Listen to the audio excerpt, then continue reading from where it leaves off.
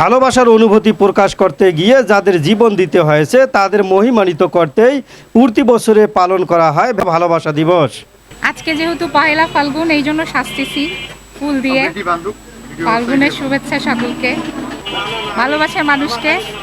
আজকে নিজের জন্যই নিচ্ছি। একটু স্বাভাবিকের থেকে একটু চাহিদা বেশি, কারণ আজকে যত বিশেষ ডে উদযাপন করবে, এই যে হ্যাপি ভ্যালেন্টাইন্স ডে। যুবক তরুণ তারকাদের জন্য এটা ভালোবাসা নিবেদনের কেন্দ্র করে এই দিবসটাকে উদযাপন করে। প্রতি বছরের 14 ফেব্রুয়ারি কেন ভালোবাসা দিবস উদযাপন করা হয় এ নিয়ে প্রশ্ন রয়েছে অনেকের। প্রশ্নের উত্তর খুঁজতে গিয়ে জানা যায় ভালোবাসার জন্য এই দিনে মানুষের জীবন ত্যাগের ইতিহাস। সবচেয়ে প্রচলিত ইতিহাসটি হচ্ছে রোমের ধর্মযাজক সেন্ট ভ্যালেন্টাইনের। তিনি ছিলেন মানবপ্রেমিক ও খ্রিস্ট ধর্ম প্রচারক। আর রোম সম্রাট দ্বিতীয় ক্লোডিয়াস ছিলেন বিভিন্ন দেবদেবীর পূজায় বিশ্বাসী। সম্রাটের পক্ষ থেকে তাকে দেবদেবীর পূজা করতে বলা হলে ভ্যালেন্টাইন তা অস্বীকার করায় তাকে কারারুদ্ধ করা হয়।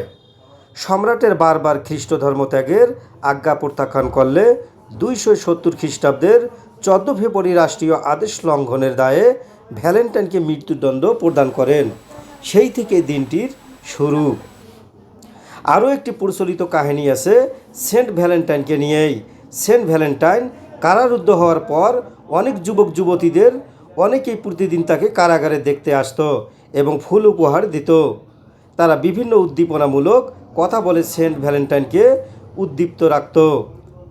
এক কারাকক্ষীর এক অন্ধ মেয়েও ভ্যালেন্টাইনকে দেখতে যেত। অনেকক্ষণ ধরে তারা দুজন প্রাণ খুলে কথা বলতো। এক সময় ভ্যালেন্টাইন তার প্রেমে পড়ে যায়।